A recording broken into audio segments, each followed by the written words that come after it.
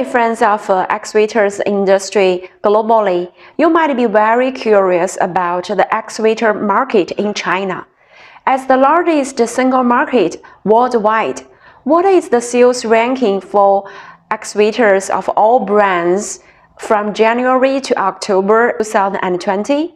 Today, Maggie will give you a brief introduction. Let's check. The first one is Sanyi. It has sold 62,454 units. The second one is XAMG. It has sold 38,919 units. The third one is SDLG. It has sold 21,492 units. The fourth one is Liugong. It has sold 90,570 units. The fifth one is Caterpillar, and it has sold 17,444 units. The sixth one is Doosan. It has sold 15,766 units. The seventh is Volvo.